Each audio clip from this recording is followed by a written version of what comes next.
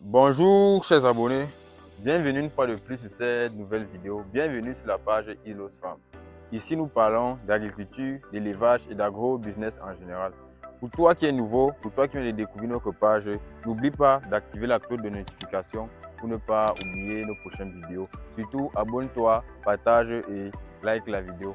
Nous sommes ici pour vous présenter une association de culture dans notre champ. Nous sommes là, comment dire, nous avons ici là auparavant mis une exploitation de citron.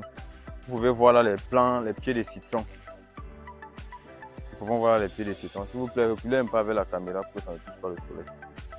Vous pouvez voir là les pieds de citron. Mais on n'a pas eu un succès à cause du manque de main-d'œuvre sur les activités d'entretien, de rabattage presque tout le temps. On n'a pas eu vraiment la chance, mais et le citron s'est vu perdu. Vous pouvez voir les pieds là. On n'arrivait pas à récolter grand chose. Vous pouvez voir un peu partout là. On n'arrivait pas à récolter grand chose. Nous voulons donc essayer de vous expliquer, essayer de vous montrer comment vous pouvez remédier pour ne pas totalement perdre ou bien pour ne pas se retrouver en train de regretter que j'ai mis mes exploitations de citron là, ça ne marche pas. Vous pouvez voir que le champ.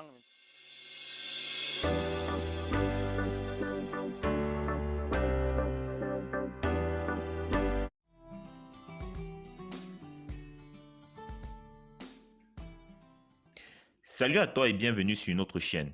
Ici, nous parlons d'agriculture, d'élevage et de business en général. Et si cela vous intéresse, likez cette vidéo, souscrivez à la chaîne et activez la cloche de notification pour ne manquer à aucune de nos prochaines vidéos. Pour ceux d'entre vous qui sont au Cameroun ou qui visiteront très prochainement la ville de Yaoundé ou de Banjul, nous mettons nos appartements et studios meublés de haute standing à bas prix à votre disposition. Dans la barre de description, vous avez les liens des appartements disponibles. Nous avons commencé d'abord à faire des associations avec le citron et le maïs. Et nous avons donc décidé, vu que la main-d'œuvre n'est pas toujours au rendez-vous, on manque toujours la main-d'œuvre, on a donc décidé de mettre une culture qui peut mettre long. Cette culture-là, c'est le manioc, comme vous pouvez le voir. À chaque fois qu'on va venir entretenir, on a décidé de mettre sur 1,5 hectare de citron, on a mis 1 hectare de manioc. Donc ça veut dire que vu que le citron prend de l'espace et il y a beaucoup de vide, on a décidé de mettre dans le manioc partout là. Parce qu'on sait que au fur et à mesure qu'on va entretenir le manioc, en même temps, nous allons aussi entretenir les quelques pieds de citron qui sont restés. Ça va faire que on va avoir la rentabilité du manioc et on va en même temps avoir la rentabilité du citron. Nous avons décidé de ne pas utiliser les engrais. Nous savons que le manioc, il est très exigeant en termes de sol. Il épuise beaucoup de sol. Et à ce niveau, si nous avons décidé de ne pas mettre les buts de manioc tout autour, trop à côté du citron. Le citron, il a son espace où il va grandir normalement. C'est vrai que quand le manioc va grandir, pour les citrons qui sont un peu jeunes comme celui-ci, le manioc va les couvrir. Mais pour ceux qui sont déjà grands, ils vont pouvoir se développer sans problème, ce que je voulais dire. Mais maintenant, le plus important ici, c'est de récolter quelque chose dans notre exploitation de citron et de gagner notre espace. Parce que le citron aussi, il est exigeant en sol. Il a pourvu aussi le sol à son niveau. Si nous voyons que nous ne pouvons plus continuer avec l'exploitation des citrons, nous allons enchaîner avec l'exploitation de manioc sur tout l'espace. Nous voulons d'abord voir si le sol-ci, il est vraiment intéressant pour le manioc. En fonction de la productivité du manioc que nous allons observer ici, là, nous allons décider de voir si nous allons continuer ou pas.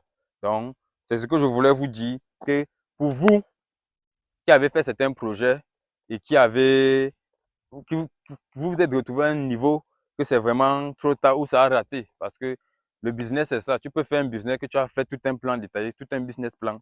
Après, tu te retrouves que un moment, ce que tu voulais faire, peut-être à cause de la main-d'œuvre, ça n'a pas donné. Maintenant, il ne faut pas abandonner l'espace. Réfléchir que bon, si ça n'en a pas donné, qu'est-ce que je peux mettre d'autre? Nous savons que le manioc, c'est quelque chose qui met le temps. Pour avoir 1 hectare de manioc comme ça après 12 mois que nous allons peut-être venir le récolter. Et aussi, il est exigeant. Ça veut dire que quand on met le manioc là, on va plus venir peut-être remettre le manioc. C'est ça le souci. Et maintenant, le manioc, c'est aussi quelque chose de très rentable, surtout quand vous avez bien produit. C'est quelque chose de très rentable, puisque à l'hectare du manioc, on va mettre pratiquement 10 000 pieds à l'hectare de manioc. À 1 hectare de superficie, on va mettre 10 000 pieds de manioc. Donc, si vous voyez que vous vendez seulement le pied du manioc à la tige du manioc, même à 200, à 300, vous allez entrer dans vos marges. Sans compter que c'est vrai qu'il peut y avoir les pertes. Mais comme vous pouvez voir cet espace, il y a le manioc là partout. Le manioc, il a bien pris. Donc, ce qui fait que nous avons décidé quoi? Voici le manioc et nous avons déjà lancé la production de tapioca parce qu'on avait fait un hectare de manioc auparavant. On a commencé à essayer la production de tapioca. On a encore remis le manioc pour voir exactement si cette zone qui est plus de 5 hectares de citron, si on peut plutôt la transformer en manioc, c'est-à-dire, comme nous faisons le manioc cette fois-ci sur 1 hectare, la prochaine fois, on peut prendre 1 hectare pour changer. Après peut-être 2 ans ou 3 ans, on revient sur le même espace et on peut avoir une production de manioc et de tapioca continue en fonction de l'espace que nous avons.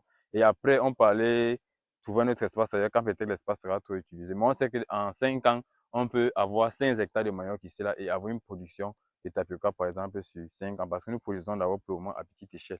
Et en fonction de ça, comme tous les business ou toutes les affaires, nous allons voir si c'est vraiment nécessaire de prendre peut-être un espace de pratiquement 10 hectares, 15 hectares de manioc, puisque nous devons d'abord gagner le marché en faisant le tapioca. Si on peut prendre un espace de 10 à 15 hectares de manioc, acheter les machines pour que ce soit vraiment une industrie de manioc, de tapioca autant pour moi, on transforme maintenant le manioc, le tapioca industriellement. Parce que pour le moment, je vais faire une vidéo même pour vous montrer comment nous transformons le manioc de façon archaïque et de façon, on dit souvent le manioc à la maison. On fait ça à la maison.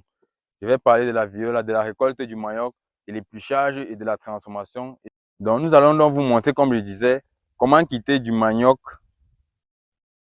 au champ à la transformation du tapioca. Parce que, honnêtement, transformer le manioc de façon archaïque ou à la maison, c'est assez coûteux et ça a trop de travail et nous ne voyons pas les bénéfices. Mais nous voulons d'abord voir si transformer le tapioca que nous allons commercialiser comment on dit, est commercialisable ou est appréciable, ou si le marchand apprécie le tapioca, parce que on ne peut pas s'élever comme ça, on lance un budget. Beaucoup peuvent le faire, mais nous qui avons un budget assez limité, nous préférons commencer d'abord avec une petite quantité. Si c'est appréciable, on peut maintenant dire que bon, le tapioca que nous faisons, les gens qui font le tapioca font bien le tapioca, donc on peut se lancer sur 10 hectares de manioc, sachant que quand nous allons commencer à sortir le tapioca, c'est peut-être même pour exporter, arriver même à 15, 10, 20 hectares de manioc, si possible.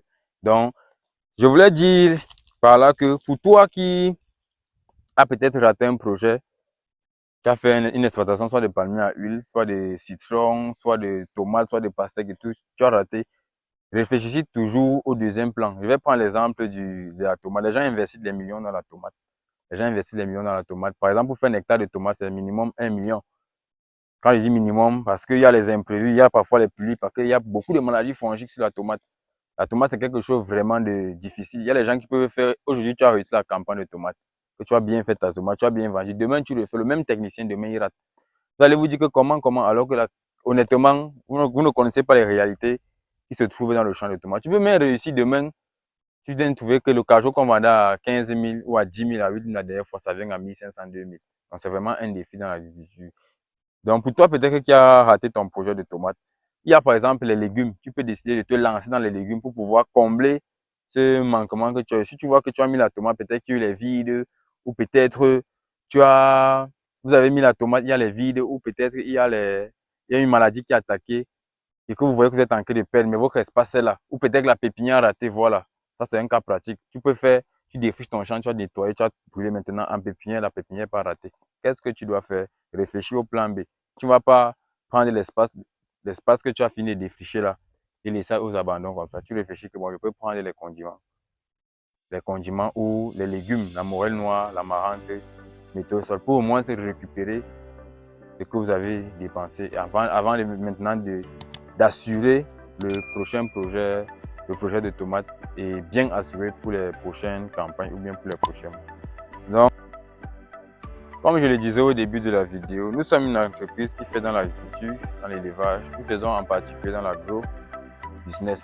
Donc, pour vous qui avez besoin d'un accompagnement, vous pouvez voir en face à notre exploitation de bananiers plantains. Nous sommes en train de faire le rédactage. Et vous pouvez voir que nous avons le manioc ici, nous avons le citron. Si vous voyez au loin là, la culture principale que nous avons, c'est le palmier à huile. Donc pour vous qui avez besoin d'accompagnement, que ce soit dans l'élevage, dans l'agro-business ou bien dans l'agriculture, n'hésitez pas à contacter notre page. Nous faisons même dans la pisciculture. Si vous consultez nos vidéos, vous allez voir les vidéos où nous parlons de l'élevage de poissons, nous parlons d'agriculture, fruits tels que les bananiers, plantains, la production des tiges, donc plusieurs trucs dans l'agro-business. Donc n'hésite pas à contacter notre page, à contacter la page Illos Farm pour avoir un accompagnement.